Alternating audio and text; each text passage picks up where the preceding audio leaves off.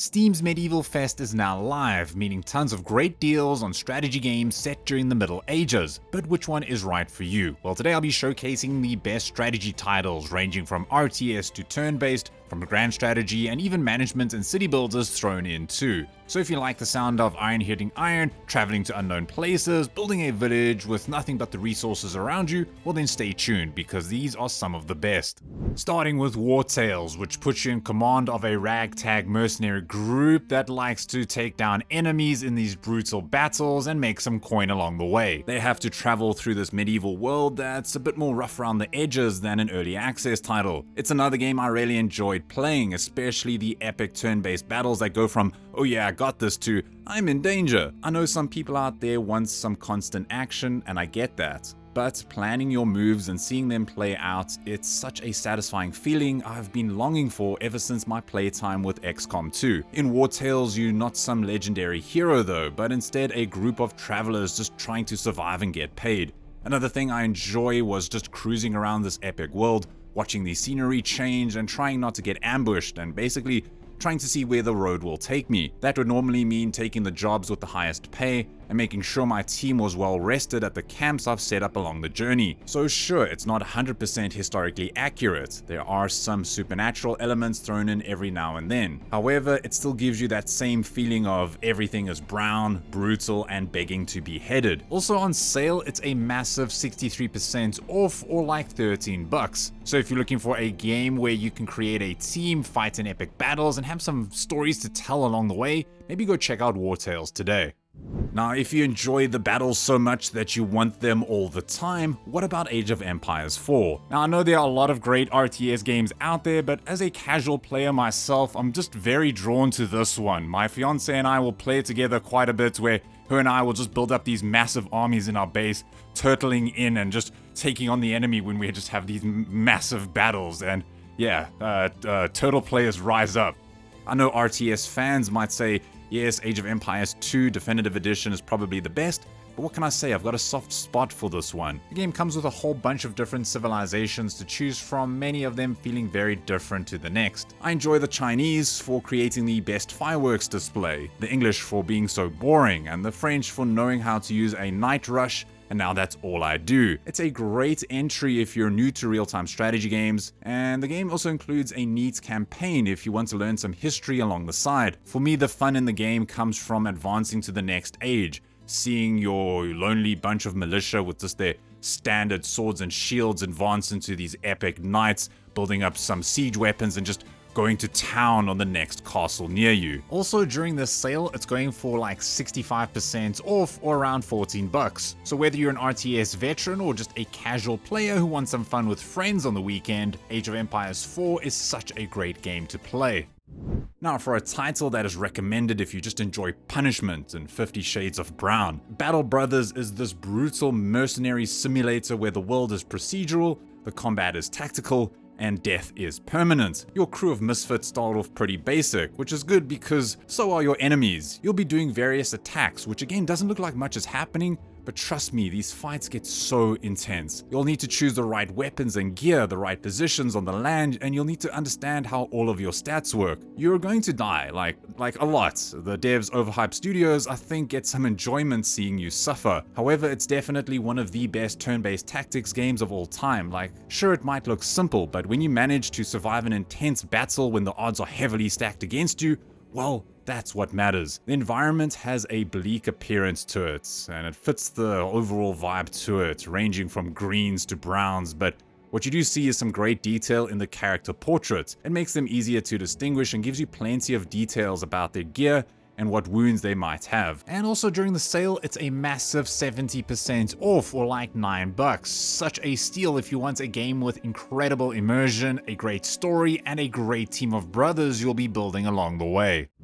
Next on the list is Stronghold Crusader Definitive Edition. This intense real-time strategy game where you'll be taking on the role of a medieval lord, and now it's your job to build and defend your castles in the heart of the Crusades. While playing the game, it reminded me a bit of Age of Empires, except where Age of Empires focuses on these constant real-time battles, Stronghold is more about the castle building and management side of things, but the game does a great job at blending economy management and epic siege warfare, challenging you to think strategically about every building placement and where you're going to move your troops. Plus, you'll get to relive historic battles, taking part in wars that have shaped the world for a millennia, with historic campaigns from the First, Second, and Third Crusades, as well as conflicts around the individual Crusader states. The first Stronghold is great, but Crusader allows for co-op play so you and a friend can take part in these epic adventures. And during the sale, it's 37% off for like $13. So if you enjoy complex city building, historical strategy, and intense siege combat, then maybe go check out Stronghold Crusader Definitive Edition today. And if you prefer backstabbing with words instead of with knives, Crusader Kings III is this grand strategy game focused entirely on your royal family's drama. You'll be taking control of a medieval noble house and trying to guide your dynasty through centuries of history. The gameplay revolves around managing your character's personal life, including marriages, friendships, and bitter rivalries. In the game, you'll need to navigate a complex world of feudal politics, using diplomacy, war, or underhanded schemes to expand your family's influence. This game is such a deep RPG and it excels in it, where every character has unique personality traits that dictate how they react to certain events. For example, an honest king might suffer stress if he tries to assassinate a rival, while an ambitious heir might plot against their own father. The game offers massive replayability through random events, ranging from peasant revolts to scandalous court affairs. It's not an easy game to get into, it can feel a bit overwhelming when starting out, so maybe go check out a YouTube tutorial or two. And during the sale, it's a huge 70% off, or like $15. So if you're a fan of the Game of Thrones style drama combined with deep strategic planning, you can't go wrong with Crusader Kings. Moving on, we have Diplomacy is Not an Option, a real-time strategy that's surprisingly fun while focusing on the total chaos of defending your walls against massive enemy swarms. In the game, you play this lord that wants to just live out his best life, but it comes with this epic campaign going through these different levels. It plays a bit like They Are Billions, where you'll just be building up your base and just protecting it from hordes of enemies, almost like in a tower defense type of gameplay. And between expanding your fortifications and juggling the supplies like food and wood, you'll also be training all sorts of soldiers to hold back the tide of attackers. But just a warning, it is very brutal, but so satisfying when you take down so many enemies. But it's that difficulty that keeps you so engaged, constantly daring you to refine your layouts and unit control. Also right now on sale, it's 60% off for around $12, an all-time low, and it works great on the Steam Deck. So if you're into just building up a massive base and defending it from all these hordes of enemies, maybe go check out Diplomacy is Not an Option today. Next up is Mount and Blade 2 Bannerlord, which remains perhaps the king of medieval sandboxes, letting you command thousands of troops while fighting right alongside them in the mud and dirt. This is such a great RPG where you start as a lone adventurer in the land of Colradia and then work up to build your own legacy. This means that you'll be traveling across a huge map, recruiting soldiers and engaging in these massive battles up to 1,000 troops. That's a lot of troops. Plus, you can choose your own journey. This makes it so great. You can be a legendary warrior, maybe a wealthy trader who buys castles, or maybe just a master blacksmith. I also think it's one of the most played games on this list, with thousands of players returning to it daily. And right now, it's like 50% off, or like $25. So if you want a game where you get to command an army and also fight in it, all while creating your own story along the way, you cannot go wrong with Bannerlord. Going back to the city building genre, we can't forget about Manorlords. This is a realistic building sim and real-time strategy game where you'll be transforming a 14th century campsite into a sprawling city that truly looks the part. This is definitely for fans who enjoy historical accuracy, where you'll get to see how settlements actually grew and functioned during the Middle Ages. You'll be playing as a lord in charge of a new territory, and you need to do your best to keep your camp alive and help turn it into a major town. One thing that stood out for me though was how organic the building system works, laying down roads based on the natural shape of the land rather than a strict grid, making your village look a lot more like cow dung flung onto the ground instead of building something out of Lego. if that makes sense. In terms of gameplay, well, you'll be placing down homes and other important buildings to keep your population going. Now, I did mention real-time strategy, so if you want, you have the option of getting a group of militia together from your village when trouble starts and you need to take them down. These citizens pick up shields and spears and defend their homes in real-time battles against rival lords. Manor Lords, yes, I know, still need some tweaking, but it's a fantastic game for people looking for city building or a colony sim, as well as some deep historical accuracy. Then next up on the list is one of my favorites. It's Medieval Dynasty, where you get to leave a legacy by building a family lineage from absolutely nothing in this large, open, majestic world. In this survival game, you start out young, broke, and nothing but a few sticks to rub together. Now, not only will you need to survive, but it's also a deep colony simulator, which means you'll need to look after and manage others as they join your hopefully thriving village. To get there, you'll need to hunt, farm, build, and make sure everyone has a job to do and doesn't just waste all of your food and sit around doing nothing. One thing to note is that this game moves at a very slow pace. Eventually your village will start to grow and you'll start to bring in new people to live with you. And why is it called Medieval Dynasty? Well, it's because you will be building one. You'll fall in love, get married, and soon have kids who can take over for you. And sure, there is a little bit of combat where bandits or wild animals will appear. The main challenge comes from managing the needs of your people. Who's the game for? Well, for me it's perfect if you're looking for a relaxed medieval life, trying to survive and slowly turn a single house into a thriving town. Plus, it's also got co-op, so I highly recommend playing it with a friend or loved one. I've been playing it with my fiance and I just love the overall relaxed vibe to it. And during the sale, it's 50% off, or like 17 bucks. Even more reason to play it for such a fun game.